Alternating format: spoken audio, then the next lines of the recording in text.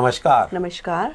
आप सबको जिंदाबाद टीवी के प्रोग्राम फिल्मी बातें इल्मी बातें में अंकल जी का नमस्कार।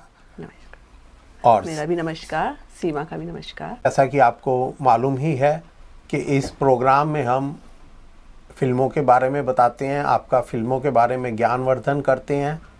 तो आज जो फिल्म हमने चुनी है उसका नाम है वक्त। 1965 में आई एक फ़िल्म थी।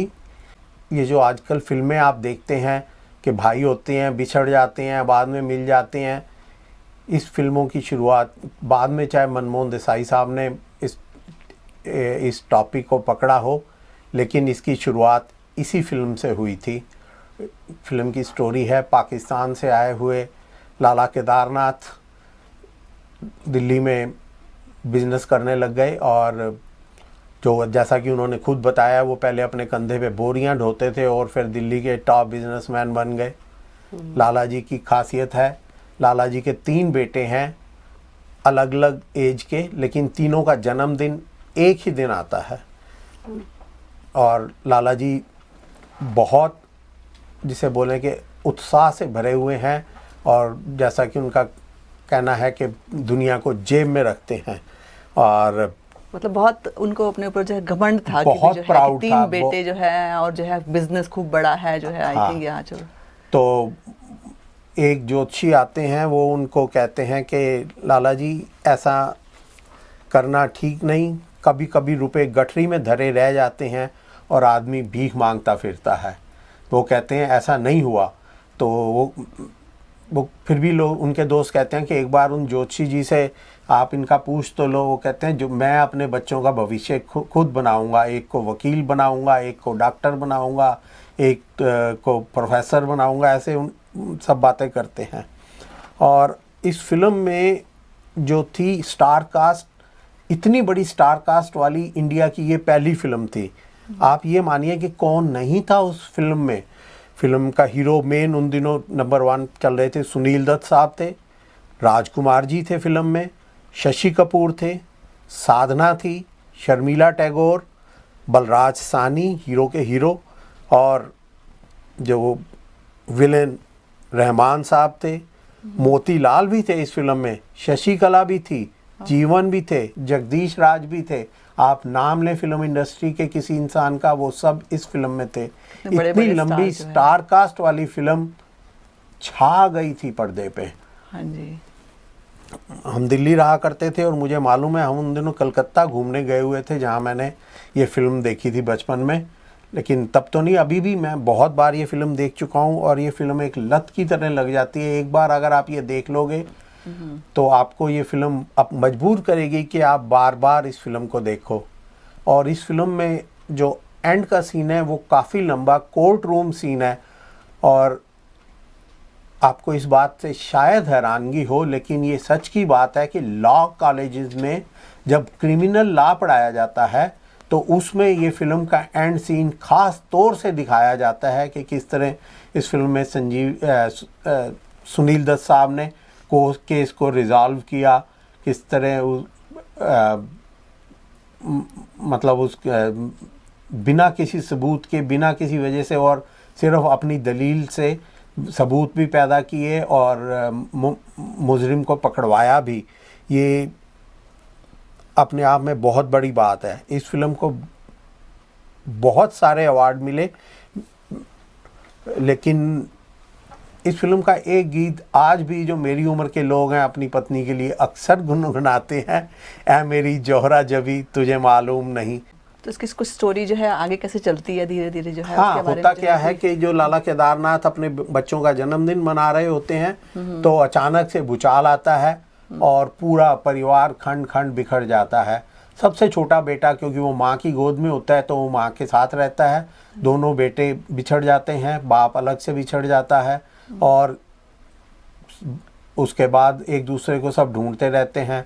एक जगह लाला केदारनाथ को पता लगता है कि उनका बड़ा बेटा राजू एक अनाथालय में है।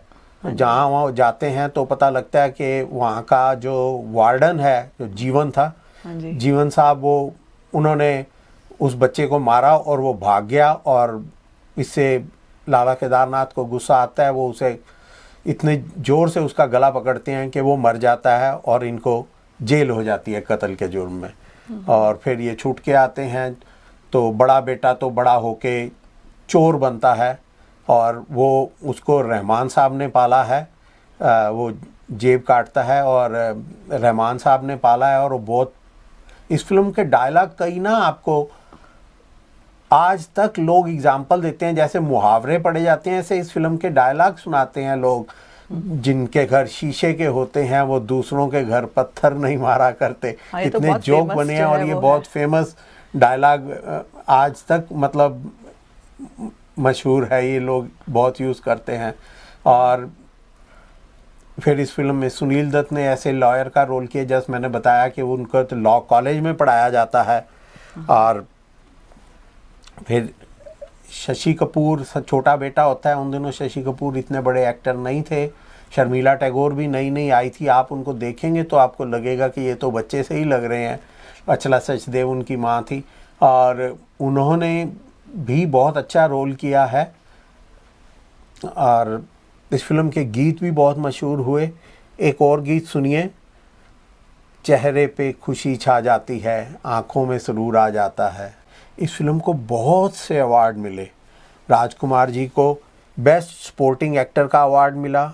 बेस्ट एक्ट्रेस के लिए साधना शिवदसानी, साधना जी जिनके हेयर कट के बारे में आपको मालूम होगा, आज भी लोग साधना कट हेयर कट बाल कटाती हैं लड़कियां, उनको अवार्ड बेस्ट एक्ट्रेस का अवार्ड मिला। बेस्ट स्क्रिप्ट राइटर का अवार्ड अख्तर उल इमाम साहब को मिला। बेस्ट डायरेक्टर का यश चोपड़ा को मिला। बेस्ट स्टोरी अख्तर मिर्ज़ा को मिली। बेस्ट सिनेमेटोग्राफी धर्म चोपड़ा को मिला। Best film B R. चोपड़ा को, हाँ मैं बताना भूल गया, इस फिल्म को बी.आर. चोपड़ा ने, बलदेव राज चोपड़ा जी ने बनाया था, जिन्होंने बाद में महाभारत भी बनाया। तो इतने ज्ञानी पुरुष ने ये फिल्म बनाई थी, तो आप सोच ही सकते हैं कि फिल्म कितनी हिट रही होगी और कितनी उसमें कोई कमी नहीं रही होगी कि जैसे बोले कि फिल्म का एक एक सीन जो है, इस एक एक सीन।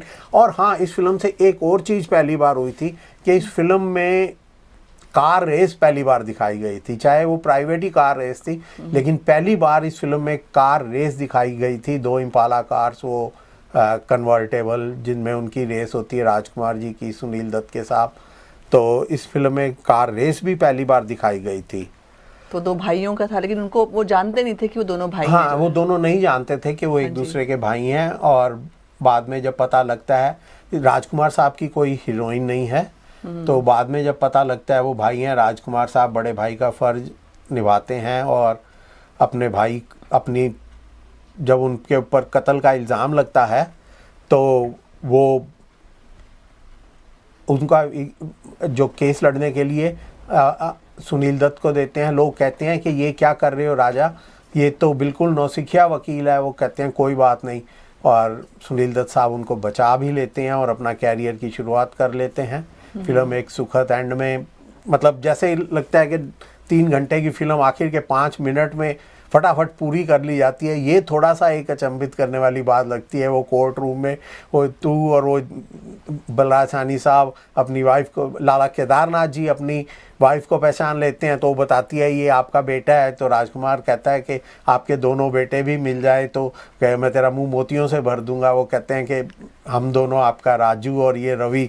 और इस तरह ये फिल्म का अंत होता है। इस फिल्म के गीत लिखे थे साहिर लुधियानवी साहब ने, संगीत रवि ने दिया था, जिनका पूरा नाम रविशंकर शर्मा था। मुझे इजाज़त दीजिए, धन्यवाद।